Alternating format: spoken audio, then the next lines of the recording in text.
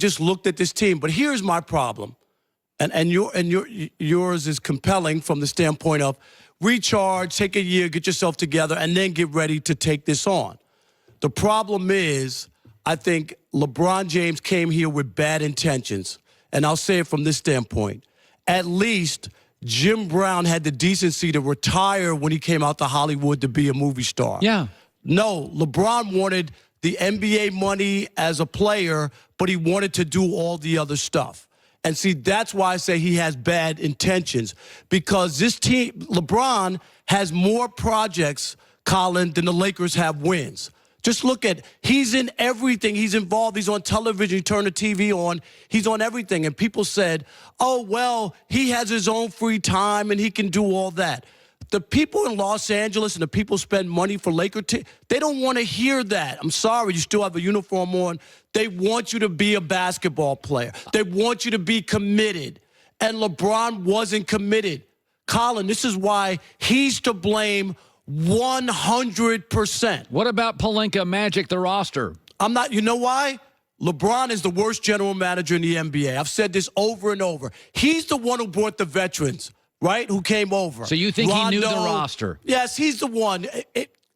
Was Magic and Rob Pelinka not going to give him what he wants once they get the best player on the planet? So, yes, these are the guys he wanted. LeBron came to L.A. knowing it's a young core, a young roster that needs time to grow. He didn't embrace that. Right away, halfway point, all right, I need Anthony Davis. I can't win with these guys. And then you look at he never brought in the Luke Walton. So you add up all these things, and then he doesn't, on the court, he doesn't play defense. So you can't ask your teammates to play defense when the leader doesn't play defense, and that's why I have a new name for LeBron. What's that? He's now the Wloat, W-L-O-A-T. What's that? The worst leader of all time. He had a bad leading year. No doubt about it. He had a terrible year of leadership. Body language. The way, remember, he sat away from the team. There's just so many things you can look at this year. Yesterday, Joy had a piece of video, and it's funny. I listen to radio shows when I leave sometimes, and I just thought the video was funny. But people who I listen to who are connected inside the Laker building were like, Kuzma shoving LeBron. It looked like, dude, we're watching. Let's go. Kyle Kuzma's the second best player on that team. You know, here's what's interesting. That about 2 years ago, a friend of mine who's a woman came up and said she went on a vacation with a guy, and he was on his phone the whole time. And I said, he's not that into you. He's distracted. Absolutely. LeBron is showing you he's not that into this Lakers team, these projects. Like Kobe bled L.A. This is my knock on LeBron this year. His body language, his thing. If Joy was doing 7 different projects, I'd be like, well, she likes us, but she's not really totally into the show. To do this show and to do it well, I can't be on 14 projects. No, and here's the other one. This is why the mural was, 2 murals were defaced before the season even started. They got to feel like LeBron's not real. Is he really here for us? Is he really going to deliver a championship to people? And I think people get a false sense of Laker fans. They think it's only the rich and Hollywood stars and all that. There's a lot of hardworking people who give up their money to go see the Lakers. They're into the Lakers. You know that. Oh, no. I go Laker-Clipper games all the time. It's that's the misconception. It is. Like every Yankee fan's rich. Right. Go to a Yankee fan. 90% of Yankee fans are not hedge fund guys. No. Goulet's a Yankee fan. They're working class people. All fans are. Yes, who give their money. So I think they felt like LeBron's not really, as you said, not into the Lakers. Is he into Los Angeles? Yes. He wanted to be here. This was the first time in his career. Colin, he always wants the deck stacked for him.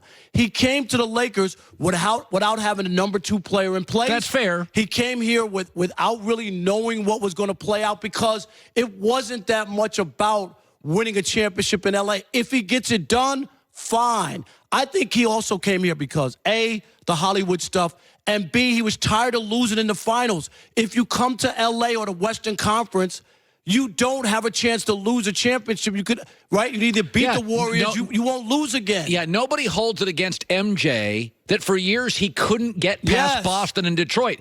They hold it against LeBron that he gets to the finals and loses. Nobody holds it against Georgia football. They can't beat Bama and get to the championship. They would get ripped if they'd lost 4 straight championships. Absolutely. So I think that's another part of it.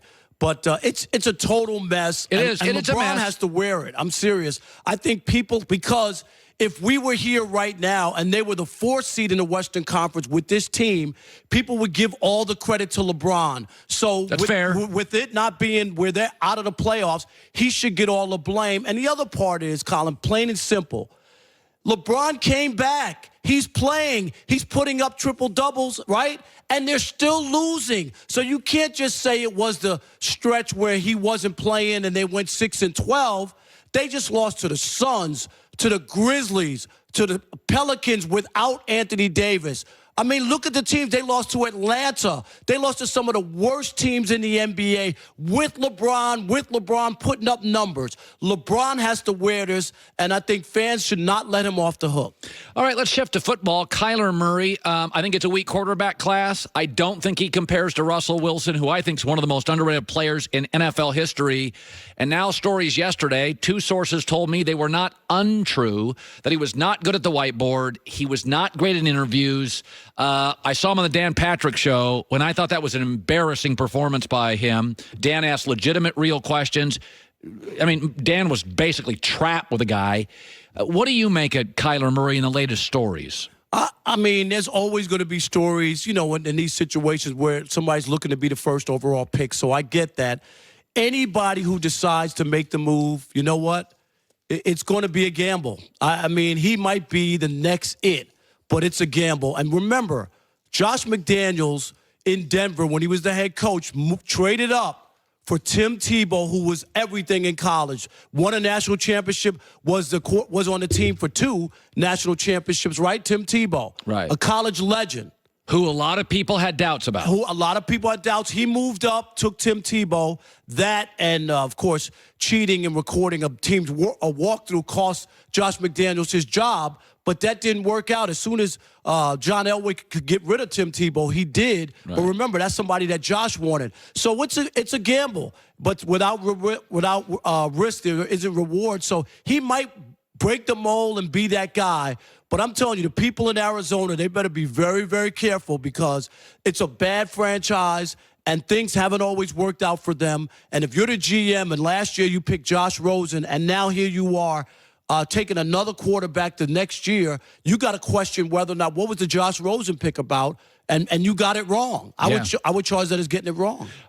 Great to see you, Rob Parker, the instigator on FS1. Absolute pleasure. Always a pleasure. On the way to USC, I got class. You're teaching your sports commentary class. No, today I'm in the newsroom with the kids. We put on a live TV show every Wednesday. And you're the news director. Yes. Really? Sports director. You know what? Cut the time for weather. Nobody cares about weather. Cut the weather? Yeah.